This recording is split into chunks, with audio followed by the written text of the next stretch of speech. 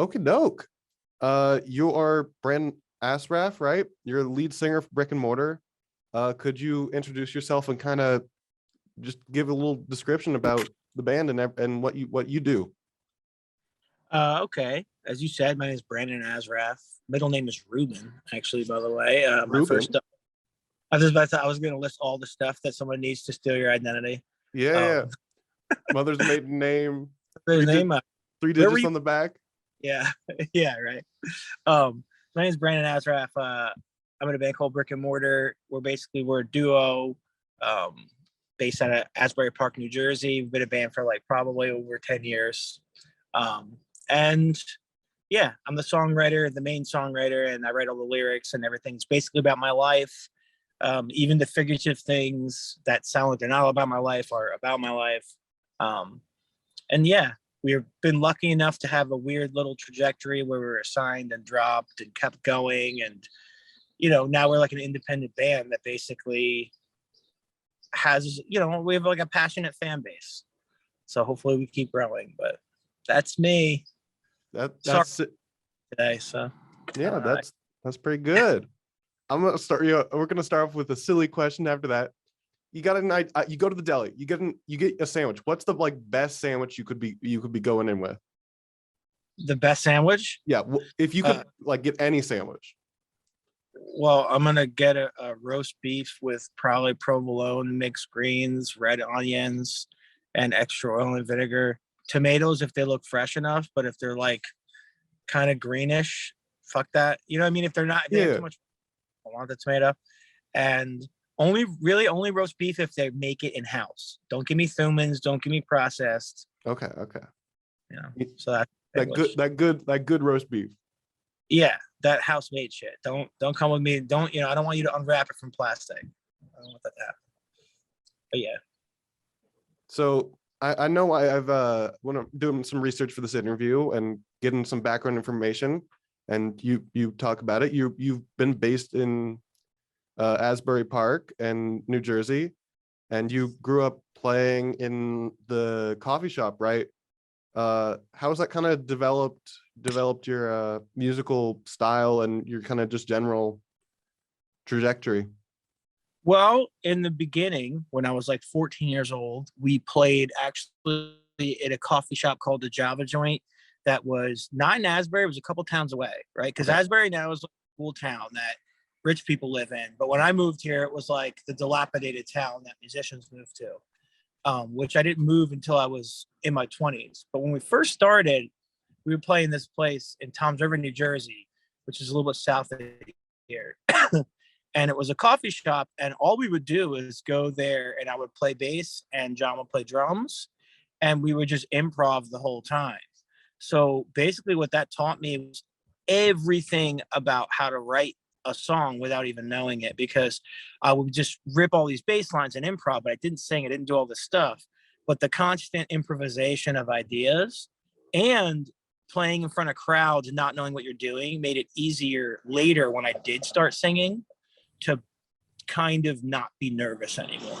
But basically, we spent a bunch of years playing as an instrumental duo. We called ourselves the Black Rhythm at that point. But it was just like, this is like MySpace era time. You know what I mean? Yeah. And yeah, that's how we started, was that. And then there was this kind of gap in years where, we became like garbage men and school picture guys and workers and shit. And then around 24, I was like, damn, maybe I should try to fake singing and see if I could do it. So I wrote these songs and all these kind of vocal parts and brought them to John. And I was like, I think we could make these songs. Let's just try to do it. And we did, because we were already kind of performing some of these songs, but they weren't really put together. It was more like I had a singing part. I would sing, and then we'd play in between it, and I would sing again. And that was like the beginning of Brick and Mortar before it was recorded. Then we went in, made our first Brick and Mortar recording called 7 Years in the Mystic Room. And that kind of solidified us as an actual, like, I guess we're a band. Because before that, we were kind of two guys that played, but all the singing and stuff was totally me faking it. And I didn't start till I was like 24, 25. Yeah. So that's pretty old to start singing. It's probably older than you. It is, yeah. Yeah, this it's a kind of a crazy kind of journey for you, because weren't you essentially booed off stage like when you first started singing, or did you stay up there as they were booing at you? Basically, all right, the first time I ever sung ever Yeah. at the Java joint, and all they wanted to hear was me doing instrumental bass, and I sang and it sucked, right? That's Terrible. how it goes. That's how it goes though. But I knew that if I did that, it would be the most embarrassing moment of my life, and it would never be any worse than that. Oh, definitely. Therefore, I subjected myself in a small way to that embarrassment, and it never mattered ever again.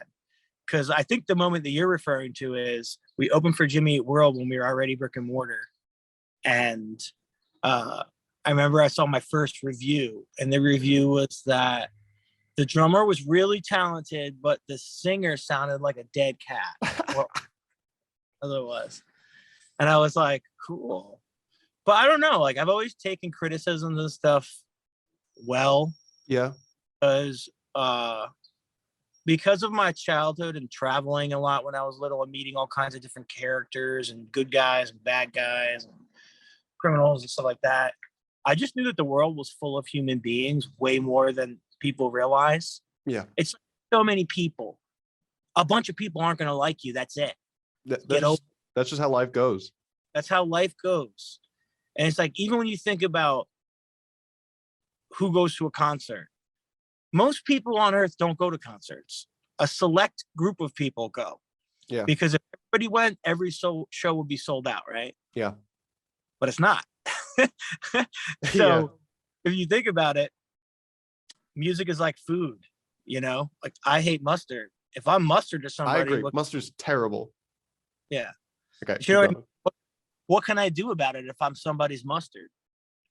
Yeah. No, that's a really good outlook. Thank you. Next question. We got so your father was banned from the US for being blood diamond smuggler, right? And kind of a general con man. Well, Uh he ran a supposedly he ran a diamond smuggling operation from what I've been privy to. yeah. And he also did other cons, escaped the country when I was 10 because they were going to arrest him. He basically got tipped off by someone in the police force because there was some deal set up or something, jumped in a trunk, left the country, didn't come back ever. But when I was in high school, his mother started dying. And this is why, like, my dad is an interesting character, right? Because he's a sweet person that was also a criminal. But there's some redeeming quality about this human, because what kind of a bad guy knows that if he goes to visit his mom, he'll get probably 99.9% get caught. Mom is dying, goes to visit her, knowing he'll get caught, says goodbye, goes to leave Israel, gets caught by the facial recognition software, gets sent back to America. So he knew he would get caught, still went to go visit her. What an interesting storyline. Yeah. Because bad guy, selfish bad guy. But then you think that, and you're like, well, how many people, when they already did that, I got away with it, would then voluntarily get caught? Gets caught, brought back to America, sits in jail. They question him. He doesn't talk. He doesn't say anything. And they decide, well, it makes sense for us to just deport him since he was an immigrant anyway. And we'll just have him never be allowed to come back. So that's what they did instead of putting him in jail. So that's the story. So now he can't come back. Now it can't come back. Yeah. And you were touring in Germany, right? And for your first international show, and he didn't show up, and that was kind of a mindset change for you, right? On kind of who you're playing your music for. Well, it was definitely a hard thing because, I had my first European tour and I put him on the lists like every night, actually, for every single show. And he didn't come to any of them. And I was really upset. Because I guess psychologically, the whole reason I did what I did wasn't to get girls or the traditional reason. The whole reason I did what I did was because I wanted to make my own story. Like, my dad was an outlaw with all this stuff, right? I wanted to have my story, but I also wanted him to somehow see it, right?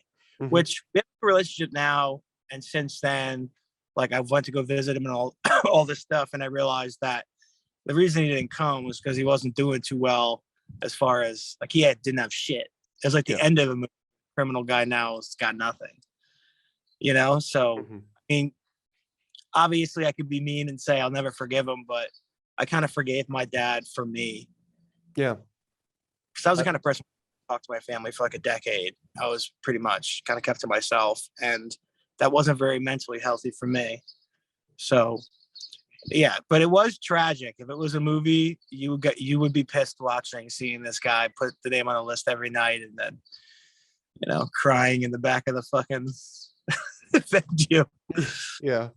But yeah, I mean, life is tough sometimes. But yeah, that is funny though. Not funny, but tragic. Yeah. I was curious what you meant by funny. In the sense of like it happened to me, but it's more sad when I think about it as an outside story. Yeah. Because I'm an empathetic person, so, and I guess I'm forgiving, you know? So like since that story's happened, I've gone to visit my dad and just have a different outlook on some things.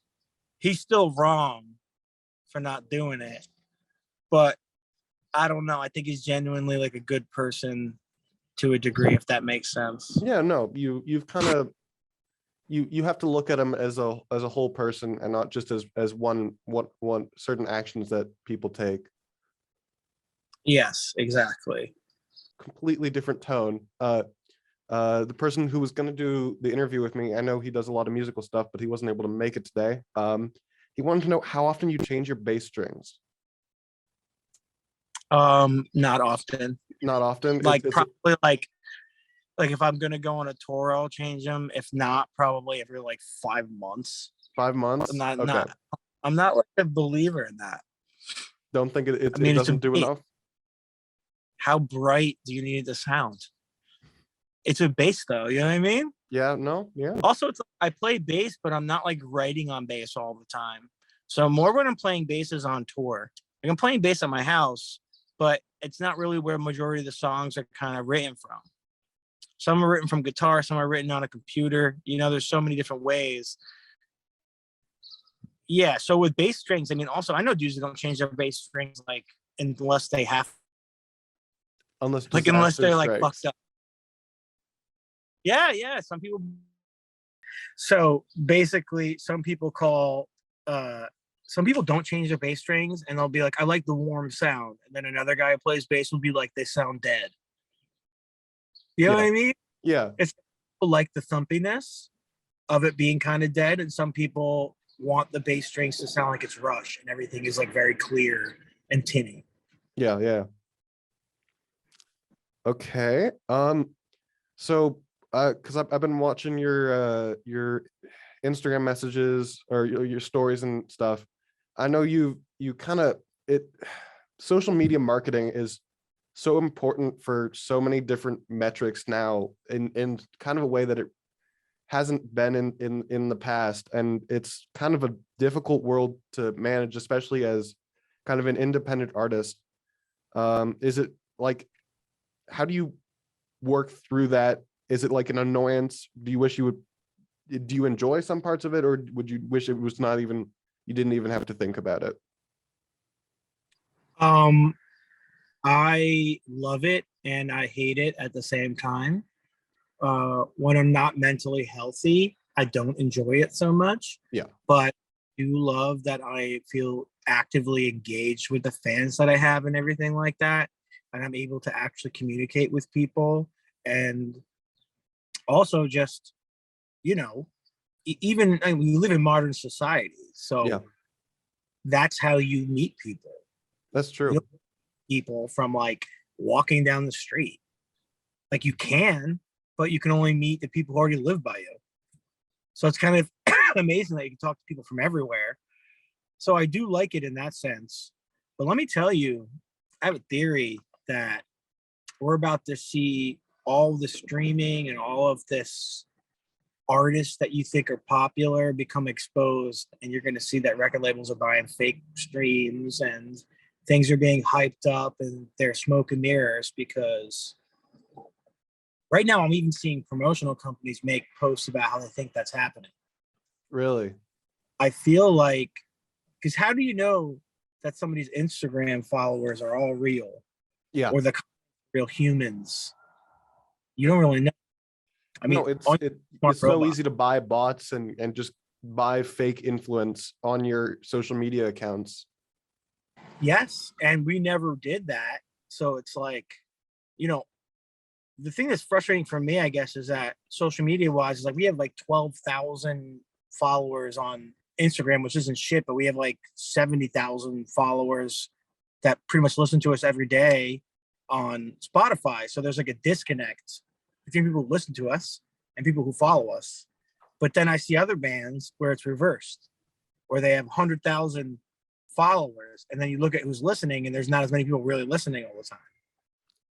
So yeah, that consistency is really, really impressive. That you got those listeners. They're there for you. what I'm saying is, like, we don't have our listeners connected to our social media, which Yeah. makes us valuable as a band Yeah. to labels. That's what I don't like, is that you're really not judged off of how many people want to listen to you. You're judged off of how many watches you can sell if you get a brand deal. So Yeah. what they really want is, so they don't really care if anyone listens to you, which that's the thing that I don't like about it. It's not even me. Oh yeah. Social media I don't like, because obviously, like, let's all be honest, like when these record labels are telling you, we want you to do social media more, what they're really saying to you, young artists out there, is they're saying, we want you to do advertising for yourself so we don't have to fucking pay for it. And we want you to do it every day. And if one of your videos gets viral, we can claim it's a win for us. Yeah. Even though you did it. So that's the part of it that I find to be interesting, is that we're all doing the job labels used to do. Yeah. They've but we all pushed, still want to pushed get it on signed. you. Yes, but we all still want to get signed. And Mhm. it's like, when your shit pops off and you win, the label takes credit for that. But when it doesn't, it's your fault. Yeah. that's the weird part about the business, I notice. It's definitely kind of this weird world you're living in, where it's all your fault if everything goes wrong, but it's not you're not responsible if everything goes right. Yeah, if everything goes right, it was like everybody who did it. Yeah. Yeah. So we were talking about Spotify listeners, and you got a pretty good solid base that's behind you. Where do you get a data on where in the world people are listening to you on Spotify? Yeah, Where I in the do. world? Yeah. Where is most surprising that you're seeing a lot of listens? Russia, Russia. Eastern Europe, um, like Kazakhstan and stuff like that. Mm-hmm.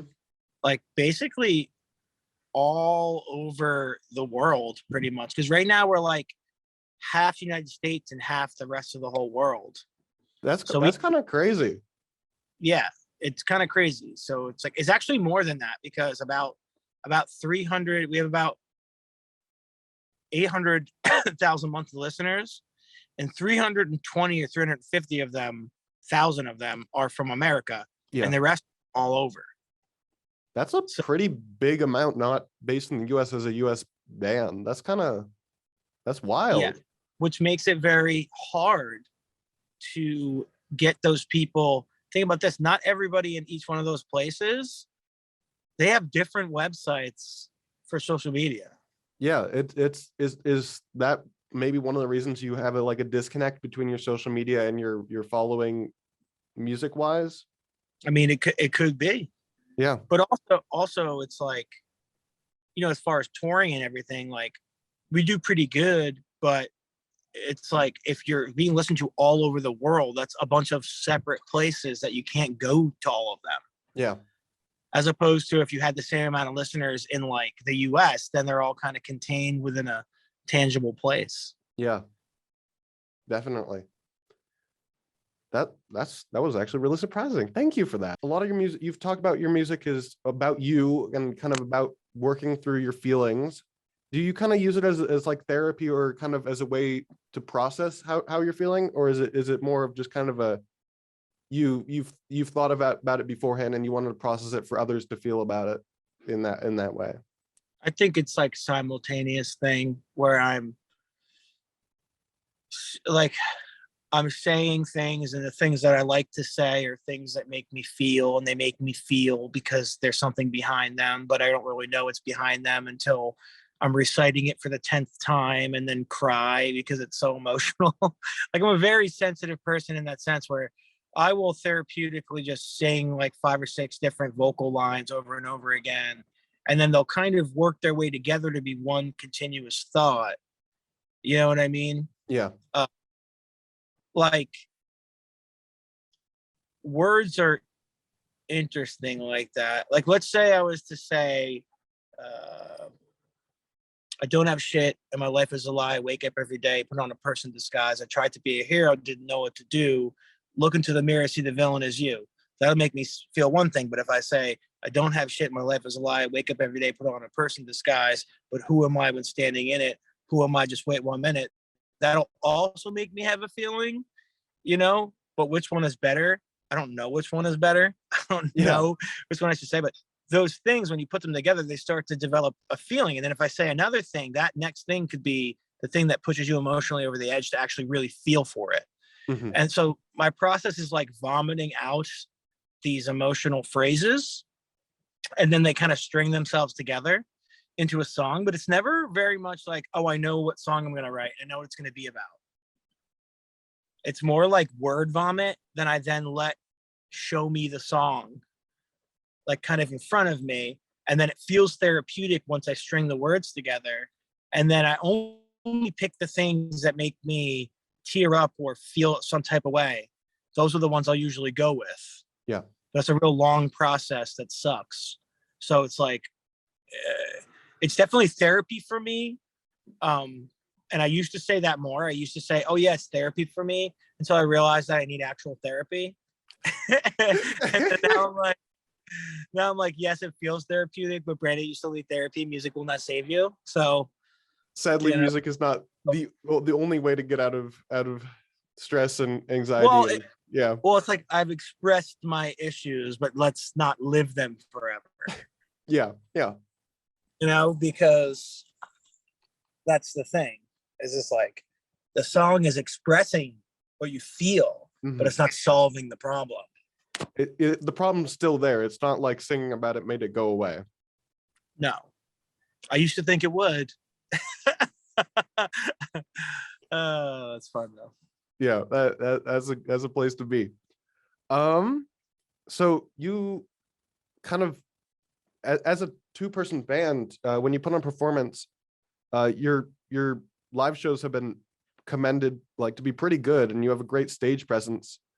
Is that part of kind of how you developed to get rid of your stage fright at the Java Hut, was it? Or well, I didn't really have stage fright that much ever, but I wasn't really confident at that time. I was real quiet. Yeah. And I guess that mood just got me used to playing. Yeah. Right. But what made me not give a fuck on stage was honestly, I spent a couple of years before Brick and Mortar as a henna tattoo guy on the Seaside Heights Boardwalk. But I really draw. Me and my brother opened up this henna tattoo shop. So really, I would just heckle people to come over. So I'd be like, we put the ooh in tattoo for you. Come get a henna tattoo. And I would just heckle people. But then I would start to have people who were jerks. And I would just say something fucked up like, oh, you don't want to get a tattoo with your girlfriend? I think she's going to go somebody else, or something crazy like insane, right? Yeah. Like wild, dumb shit. But I would just heckle. And then they want to fight me. It would be this whole thing. But it got me. But you know what? Like people will come up and be mad, but I would say it in this playful way where like I would keep talking shit a little bit, and then they would eventually laugh and then realize I was just joking and then not want to beat me up. So I was got out of it. I actually heckled the Jersey Shore guys too, because I was there the summer they filmed the first season, and I used to heckle like them all the time because they were jerks to everybody. But either way, that's where I developed not giving a fuck. Was basically shamelessly calling strangers out. So Calling like, strangers out on the boardwalk. yeah, I'm like 1/8 Carney. You know what I mean? So it's kind of like that Carney Barker thing I was doing. Yeah, it kind of helped me out in the sense of like when I got on stage, I just didn't really care. I was shameless, you know? Yeah. That's a good way to that's a good way to do it. Yeah, I didn't do it. This was like my storyline just weaved that way. Yeah. Life finds a way. As a two-person band, does writing music at does any point during the music process you think about how you'll reproduce it on stage, like with sampling and everything, just because it becomes more complicated in that, or is that just kind of part of the process of? I just try not to give a fuck, and I just make the best song I can and then worry about it later, because there's always a way to do it. That you can always figure it out later. Well, yeah, I mean, I see a lot of bands too, like working at concert venues and stuff, and I see the way they do it. So I'm like, well, there's pretty much, you can pretty much do anything. Yeah. Tech will literally come up here and rap to 2,000 people with the whole song playing, and they don't give a shit. I'm sure that I could figure out how to do, you know what I mean? Like, Yeah. it will be fine. And like, if someone wants to say, oh, it's not cool that you sampled that or whatever, it's like, oh, it's not cool that I sampled it. Cool. Write an essay about it so somebody can read about how much you don't like me. How about that? That's where I'm at right now. It's No, like, yeah, that's fair. yeah. Are there any elements of like your performance that you'd like to include that you kind of unable to? Any like pizzazz? Any big shows that you want to add to your because you got your upcoming tour coming up? Anything? Yeah, you love if I had the money to pretty much do a real production where I had multiple people coming and helping me set it up so it could be more grandiose. I would love that. I would love if I could have, you know, even if I had maybe in the future like other musicians to do stuff that I couldn't do. You know what I mean? Like I wouldn't mind that if we toured as like more than we are. But right now it just doesn't make financial sense to do anything like that. So I really can't. If you were able to, let's say you become you hit that success gauge wherever that may be, that you're able to kind of put on whatever show you want, what is your ideal show gonna kind of look like? Multiple performance artists kind of doing acting out the story of the songs kind of in front of you with different symbolic artistic interpretations, mixed with an amazing light show, mixed with an amazing LED visual show that's kind of also putting you into the little bubble of our universe. Maybe I'd have different performers come out and do guitar solos or parts or things that don't even exist, right? Really just make it to where I could take pieces of the songs and make them even bigger than they are, but in a very tasteful way. And then I'd have to listen to the crowd and see if they hate some of that shit. You know? Watched your video, your music video, Glamour of Food Stamp, came out a little bit ago, like a few months ago, right? Yeah, it was a little bit ago. How do you work to create visuals for something like that, where it feels a little bit abstract, but it's still got a message behind it? How do you work on the art direction for that? For that video, I just thought about it and I said, well, it relates to the Peter Pan thing, you know? Like if I feel like the street rat Aladdin character where I'm just so comfortable at the bottom, like you know, I could persevere. I'm like a roach. You can't kill me. No matter what, I'll keep going. It doesn't matter. No big deal. I could live in squalor. My life could be crazy. I'll be fine. So the message behind that was kind of like, I grew up that way. So that's why, you know, it's kind of like in my mind, I said, oh, well, what if we had, you know, a roach, a rat, and a dog that were all roommates? They all live together. Because obviously in America, traditionally, roaches and rats are the things that exist when you don't have nothing. Mm-hmm. Yeah. and the dog just smoothed it out, to be honest with you. But The dog was just there to have a dog. the dog was just there to be like our companion, like Yeah. even if you're broke, you still got a dog, right? Mm-hmm. Like everybody. Yeah. But basically my idea was kind of saying like, look, like, you can make the best out of your life, Mm-hmm. even if you don't have shit. Because Yeah. that's what I did when I was young too, is I had a lot of fun. I was a little bit bad, but and that's the glamour of a food stamp. Mhm. That was, yeah. And I really also liked the idea of cosplaying these ridiculous characters.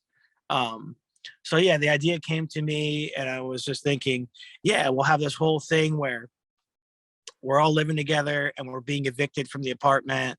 And that's why there's all those pink slips everywhere. Cause, Mhm. when I wouldn't pay my rent on time at that apartment, because that's my apartment, basically many times in the past, I've gotten the little pink slip that says, you better pay your rent or you're getting kicked out. So I thought it'd be funny to put those everywhere. And the idea was just to kind of live a day in these characters' lives. Mhm. And just remember being that punk and that messy. Like I'm better now because I'm older, but it was just really a reflection of how it felt to be in a band. Yeah. You know, That makes sense. I think I was listening to another interview you did earlier this year. Do you have an upcoming EP coming out maybe this year, or is it next year? It's this year. When around this year can we expect that? I don't know the exact date. I'm trying to get it done. I'm stuck on the last song because I Mhm. don't know what to do with it, but we're trying to get it for like late summer. Late summer? Yeah, Okay. That'd be pretty sick. yeah, and and I'm not gonna say the title because I'm still. Yeah, no pressure on that. Okay. You've actually we're based in Tucson. You can't really see out the window because it's kind of weirdly tinted because it's bright outside. Camp Student Radio, University of Arizona. I think you've played in Tucson at the Rock before. I believe Do you remember that at all? vaguely. Vaguely? Okay. Well, do you have any greater opinions on Tucson or Arizona? We'd love to hear any negative opinions on Tucson or Arizona. I fucking love desert rats. What are you talking about? You love desert rats? You're a desert fan? Desert rat fan. I like all you weirdos. Tell you that. Weirdest fucking, I don't know, like Phoenix, wild humans. You know what I mean? Yeah. Like just in general, like, yeah. I also like that you guys identify as desert rats. That's not a thing that people in Jersey know of until you're there where you are. And you're like, okay, desert rats like terminology. I'm gonna be real honest. I don't think I've heard someone recently say desert rat. Really. Yeah, It's just punk desert kids. They're like people who love, being from the hot areas of America. that's fair. Yeah. So sadly, your tour was mostly staying on East Coast, right? Yeah, we're going to the West, but I don't really remember in front of me right now because I'm a fucking mess. But You, any chance you might be heading to Tucson or Arizona in a future tour? probably, this tour is kind of to test the waters because we haven't done it in a while. That's the thing about being an independent band. You got to make sure you don't fuck up or like you're paying the bill. Yeah. So we're gonna see if we do well in this tour, and if we can, we're gonna do the whole West Coast thing next time. How does setting up a tour as an independent artist kind of work for you? How does that whole process kind of go? So a booking agent and stuff like that, but it's just like we have to make sure that between the guarantees and what it's gonna cost us and hotels and gas and food and all that shit, we got to make sure it makes sense, so we're not just blowing a bunch of money and making nothing. Mm-hmm. Because also when we're not there, we're not working. And like I Yeah. can't tell my landlord like, hey, I didn't really work this month. He'd be like, go fuck yourself. Hey, I was over in the West Coast for a month. I can't pay rent this month. Yeah. I hope that's okay. Yeah, right. I'll be like, yeah, it's okay. You could leave. But yeah, that's why. Okay. I think I hit most of my questions, and we're about 30 minutes. Is there anything upcoming that you want to plug? Anything you want to talk about that's important to you right now? Anything that's going on in your life that you'd like to share? I guess I'm excited to go on this Melting Up tour. I hope you guys follow us on all of our social medias. If you guys want to follow us on Instagram or TikTok preferably, it's at Brick and Mortar. Comment on my stupid videos and make me feel good about myself. That's about it. Sounds good. Thank you so much. I'm gonna end the recording, and I think I have just like a few things I want to talk to you about after this. But thank you so much for